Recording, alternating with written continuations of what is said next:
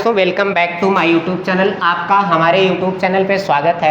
आज हम लेके आए हैं क्लास 10th की चैप्टर नंबर 2 और उस चैप्टर का नाम है अम्ल, क्षार एवं लवण। ठीक है, हम डेली वीडियो डाल रहे हैं अपने यूट्यूब चैनल पर।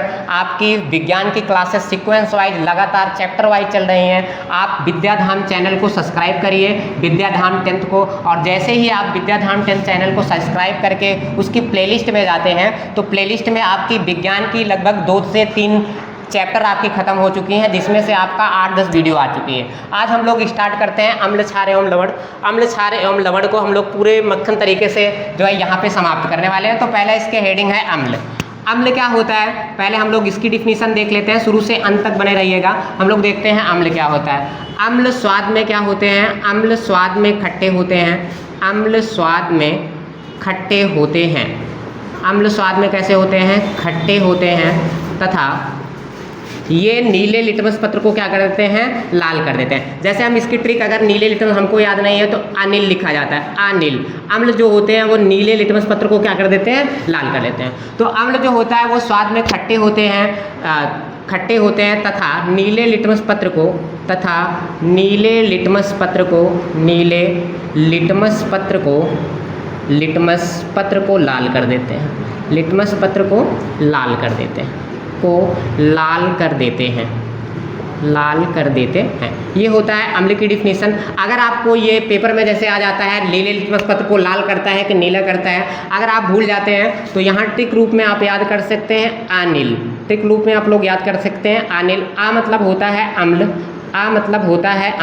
और ना मतलब होता है नीला, यानी कि ये नीले लिटमस पत्र को क्या कर देता है? लाल कर देता है। अगर आप लोग अनिल से याद कर लेते हैं तो बहुत अच्छी तरीके से अम्ल की जो है ये नीले लिटमस पत्र को क्या कर देता है? लाल कर देता है। डिफिनेशन अच्छे से याद हो जाएगी। ठीक है, अब हम लोग देख लेते हैं। एक वैज्ञानिक है आर्हेनियस, उनके अनुसार आर्हेनियस के अनुसार उन्होंने इसकी डिफिनीशन क्या दी थी? अम्ल की डिफिनीशन उन्होंने क्या दिया? इन्होंने बताया कि जो अम्ल होते हैं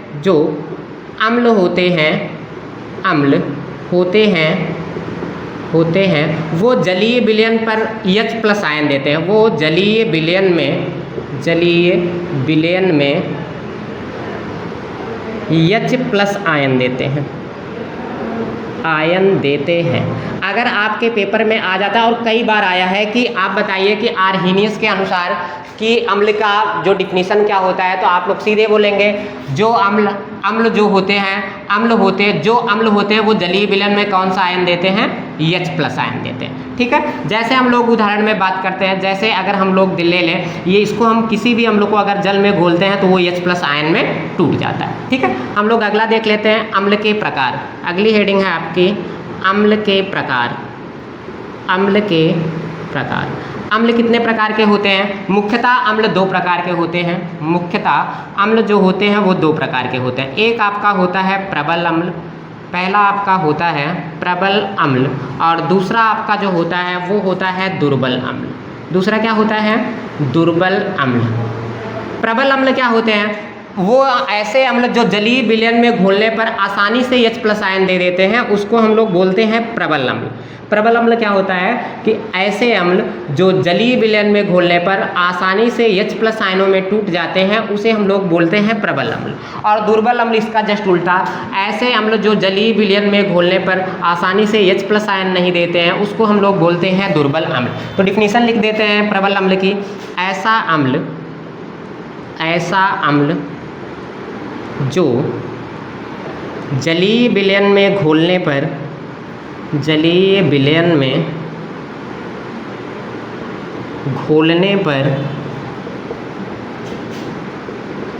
आसानी से H+ आयन दे देता है। आसानी से घुलकर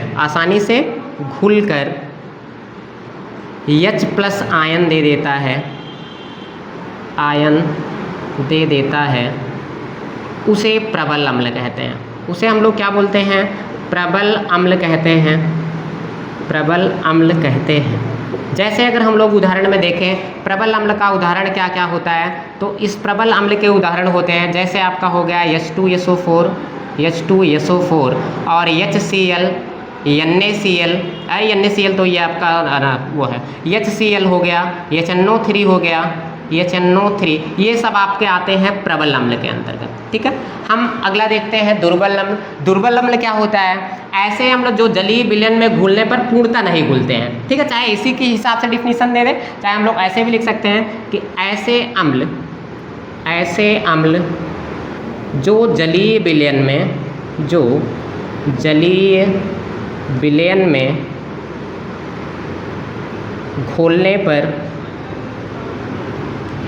घोलने पर आसानी से नहीं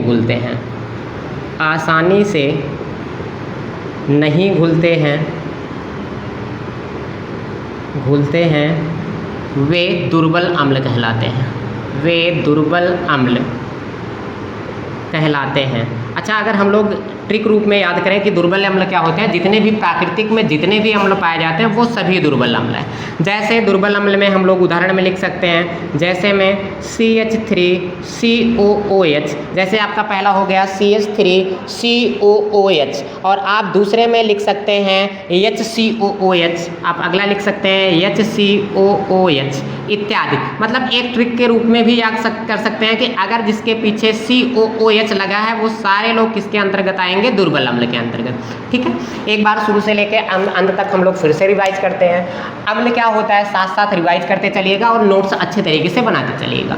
अम्ल जो होते हैं वो स्वाद में खट्टे होते हैं तथा ये नीले लिटमस पत्र को क्या कर देते हैं? लाल कर देते हैं। हमने ट्रिक में बताया कि आप लोग अनिल से याद कर सकते हैं, अम्ल जो होता है वो नीले लिटमस पत्र को लाल कर देता है। अगर पेपर में आता है तो आपको अगर ये ट्रिक याद रहेगी तो आपकी कोई कंफ्यूजन नहीं होगा। ठीक, उसके बाद हमने बताया कि आर्हीनियस नामक एक वैज्ञानिक थे, उनके अनुसार अम्ल जो होते हैं, जो अम्ल होते हैं वो जलीय विलयन में कौन सा आयन देते हैं? H+ आयन देते हैं। ये आर्हीनियस ने दिया था। ठीक, फिर उसके बाद हमने देखा कि अम्ल क्या होता है। अम्ल मुख्यतः दो प्रकार का होता है, पहला होता है आपका प्रबल अम्ल और दूसरा आपका होता है दुर्बल अम्ल। प्रबल अम्ल क्या होते हैं? ऐसा अम्ल जो जलीय विलयन में घुलने पर आसानी से घुलकर कौन सा आयन दे देता है? H+। यह पूर्णतः, अगर हम एक लाइन में लिखना चाहें तो ये जल में घुलने पर पूर्णतः घुल जाता है, उसे हम लोग क्या बोलते हैं? प्रबल अम्ल।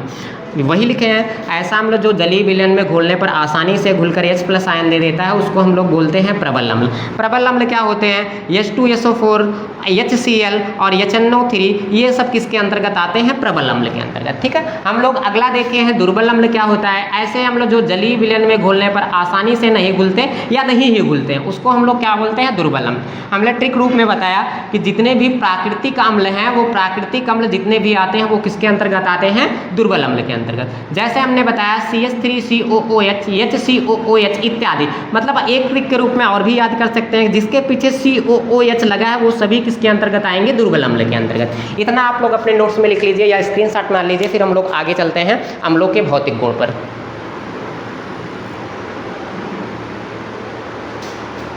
अगला हम लोग देखते हैं अम्लों के भौतिक गुण। अगला है अम्लों के भौतिक गुण।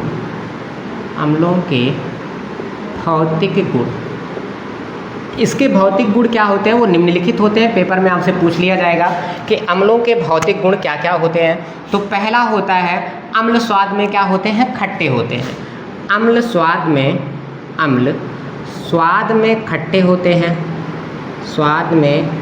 खट्टे होते हैं। और दूसरा हम लोग लिख सकते हैं, दूसरे में क्या लिख सकते हैं? अम्ल जलीय विलयन में H+ आयन देते हैं। अम्ल जो होते हैं, अम्ल जलीय विलयन में H+ आयन देते हैं। ठीक है, अगला हम लोग तीसरे में लिख सकते हैं कि जो अम्ल होते हैं, अम्ल अभी आपने पढ़ा है कि ये नीले लिटमस पत्र को क्या कर देते हैं? लाल कर देते हैं। अम्ल नीले लिटमस पत्र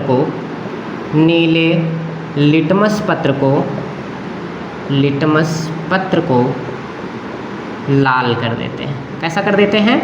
लाल कर देते हैं। हमने ट्रिक भी बताया, कर देते हैं। ठीक है, अगले में हम लोग चौथे में लिखते हैं अम्ल संक्षारक होते हैं। संक्षारक का मतलब क्या होता है? जैसे आपने ताजमहल सुना होगा, ताजमहल पे जो H2SO4 की अम्लीय वर्षा होती है वो धीरे धीरे ताजमहल की सफ़ेदी को काला करते जा रही है। ठीक है, तो अम्ल जो होते हैं वो संक्षारक होते हैं। अगर इनको कपड़ों पर डाल दिया जाए तो कपड़े को बेकार कर सकते हैं, और जितनी भी अच्छी वस्तुएं हैं अगर उस पर अम्ल की वर्षा करा दी जाए तो वो धीरे धीरे नष्ट हो सकती हैं। तो लिखेंगे अम्ल जो होते हैं संक्षारक होते हैं। अम्ल संक्षारक होते हैं। कैसे होते हैं? संक्षारक होते हैं। ठीक है, अम्ल कैसे होते हैं? संक्षारक होते हैं। कपड़े, कामा, घर, सामान, किसी भी सामान पर यदि अम्ल डाल दिए जाएं, अम्ल डाल दिए जाएं तो ये उसे क्या कर देते हैं? नष्ट कर देते हैं। तो वे इसे क्या कर देते हैं? नष्ट कर देते हैं। जैसे हमने उदाहरण में बताया, नष्ट कर देते हैं। यानी कि जो आपका ताजमहल है, ताजमहल धीरे धीरे काला क्यों पड़ रहा है? ताजमहल जो है वो धीरे धीरे कैसा होता जा रहा है? काला। और इस काले होने का उसका रीज़न क्या है? काले होने का सबसे बड़ा रीज़न है वहाँ पे H2SO4 की जो सल्फ्यूरिक अम्ल है उसकी वर्षा हो रही है, इसलिए ताजमहल जो सफ़ेदी से कैसा होता जा रहा है? काला हो जा रहा है। ठीक है, तो एक बार हम लोग फिर से देख लेते हैं। अब जितना है आप लोग इसी वीडियो में देखकर अपना याद करने की कोशिश करिएगा। ये मत सोचिएगा हम दोबारा रिवाइज करेंगे, जितना आपको याद रहेगा वही पेपर में काम आने वाला है। ठीक है, हम लोग पहला देख लेते हैं। बताया गया कि अम्ल जो होते हैं वो स्वाद में कैसे होते हैं? खट्टे होते हैं, पहला है। फिर उसके बाद हमने बताया कि भौतिक गुण में दूसरा है कि अम्ल जलीय विलयन में घोलने पर कौन सा आयन देते हैं? H+ आयन देते हैं। फिर तीसरे में बताया गया कि अम्ल जो होते हैं वो नीले लिटमस पत्र को, अम्ल जो होते हैं नीले लिटमस पत्र को कैसा कर देते हैं? लाल कर देते हैं। हमने ट्रिक भी बताई इसकी, अनिल के रूप में बताया था कि नहीं बताया था? अभी हमने आगे बताया अनिल के रूप में। यानी कि जो अम्ल होता है, अम्ल नीले लिटमस पत्र को कैसा कर देता है? लाल कर देता है। आप लोग ट्रिक रूप में भी याद कर सकते हैं अच्छे तरीके से। फिर उसके बाद बताया गया कि अम्ल संक्षारक होते हैं, यानी कि ये कपड़े, घर, सामान पर इत्यादि पर अगर ये डाल दिए जाएं तो ये धीरे धीरे इसको क्या कर देते हैं? नष्ट कर देते हैं। हमने उदाहरण में बताया कि जैसे आपका ताजमहल है वो सफ़ेद से कैसा होता जा रहा है? धीरे धीरे काला होता जा रहा है। और सबसे बड़ा इसका कारण है सल्फ्यूरिक अम्ल की वहाँ पर धीरे धीरे बारिश हो रही है और वो ताजमहल की जो सफाई है उसको धीरे धीरे क्या करती जा रही है? नष्ट करती जा रही है। ठीक है, हम लोग आगे देख लेते हैं अम्लों के भौतिक गुण। आगे देखते हैं अम्लों के, अगला है अम्लों के रासायनिक गुण और बहुत इंपॉर्टेंट है, ये पेपर में आपके 100% पूछा जाता आ रहा है प्रीवियस ईयर में। पहला है अम्ल की धातुओं से क्रिया। अम्ल की धातुओं से अभिक्रिया। ठीक है, हम लोग देख लेते हैं अम्ल की धातुओं से अभिक्रिया कैसे कराई जाती है। हमने बताया, जैसे आप पहले से थोड़ा सा जानते रहिए, जब भी आप अम्ल से किसी धातु की क्रिया कराते हैं तो अम्ल जब धातुओं से क्रिया करता है तो ये बनाता है लवण, और लवण के साथ क्या बना लेता है? हाइड्रोजन गैस मुक्त करती है। कौन सी गैस मुक्त करती है बेटा? हाइड्रोजन गैस आपकी जो होती है वो क्या करती है? इसको मुक्त करती है। तो हम लोग आसानी से डिफिनीशन इससे लिख सकते हैं कि जब किसी अम्ल की धातुओं से क्रिया कराई जाती है तो वो लवण बनाता है तथा लवण के साथ साथ वो कौन सी गैस मुक्त करता है? Hydrogen gas. तो हम लोग सीधे लिख सकते हैं अम्ल की धातुओं से अभिक्रिया कराने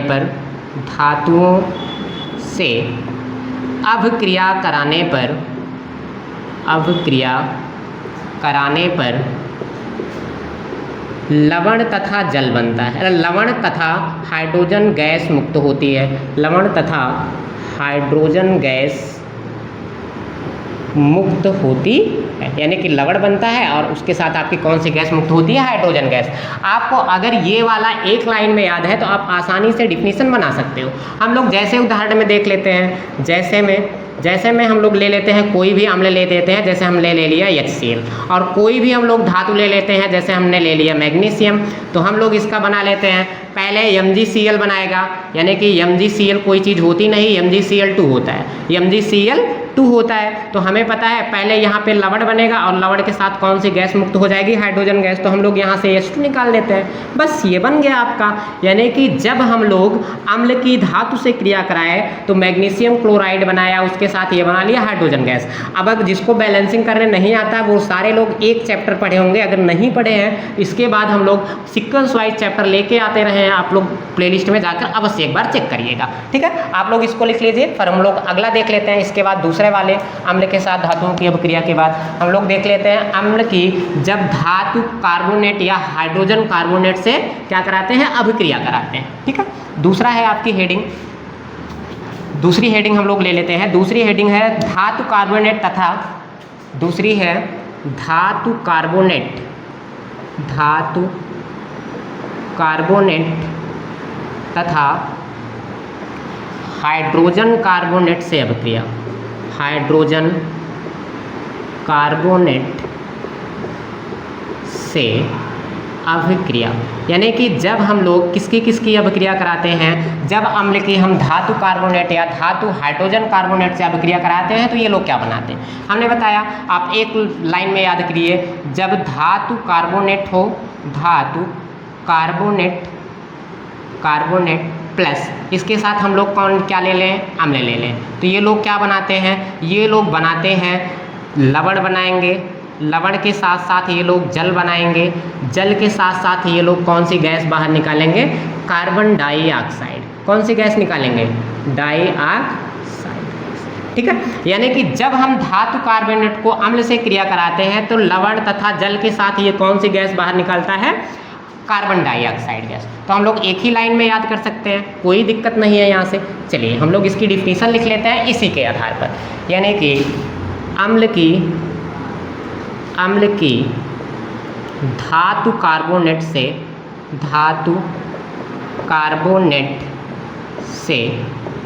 अभिक्रिया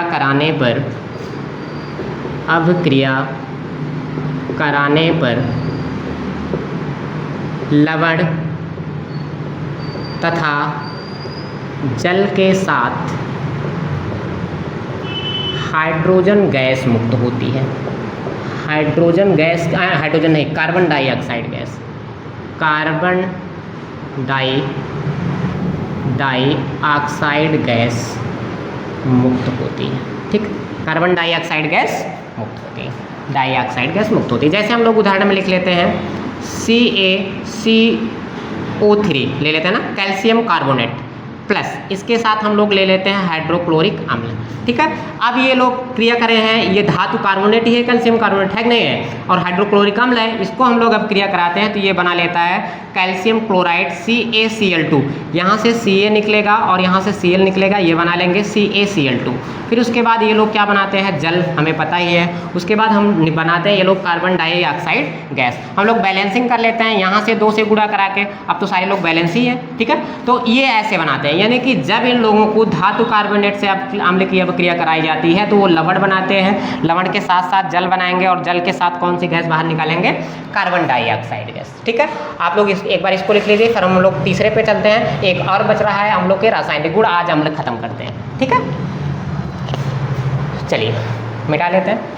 अगला है तीसरा, जब अम्ल की धातु ऑक्साइडों से अभिक्रिया कराई जाती है। जब अम्ल की किससे अभिक्रिया कराई जाएगी, धातु ऑक्साइडों के साथ। तीसरा है आपका अम्ल की धातु ऑक्साइडों से अभिक्रिया, धातु ऑक्साइडों से अभिक्रिया। एक लाइन में इसकी डिफिनीशन लिखने के साथ हम लोग लिख लेते हैं, क्या लिख लेते हैं, जैसे यहाँ पे आप किसी भी धातु ऑक्साइड ले लेंगे, धातु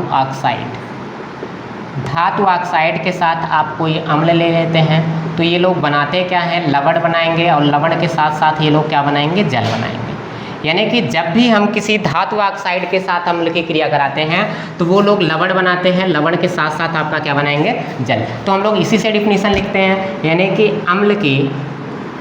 अम्ल की धातु ऑक्साइड से अभिक्रिया कराने पर लवण तथा जल बनता है, लवण तथा जल बनता है।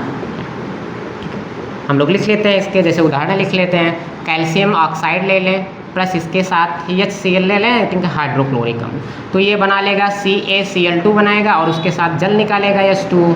हम लोग बैलेंसिंग कर लेते हैं, यहाँ 2 से गुणा करा लेते हैं, तो सभी आपस में बैलेंस हो गए। हमने 3 पढ़ा, अब तीनों को एक बार पहले से रिवाइज कर लेते हैं। एक बार इतना लिख लीजिए, फिर हम तीनों एक बार एक साथ में बता देते हैं, ठीक है।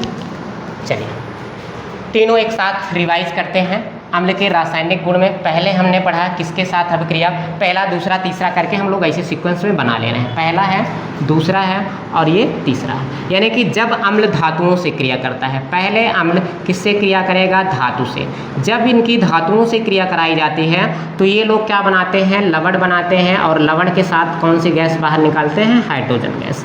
जब हम अम्लों की धातु कार्बोनेट या धातु हाइड्रोजन कार्बोनेट से क्रिया कराते हैं, यानी कि धातु कार्बोनेट और अम्ल की जब हम लोग कार्बोनेट है अम्ल की अभिक्रिया कराएंगे तो अम्ल की अभिक्रिया कराने के बाद ये लोग लवण बनाते हैं, लवण के साथ जल बनाते हैं और जल के साथ कार्बन डाइऑक्साइड गैस बाहर निकालते हैं। ये दूसरा हो गया।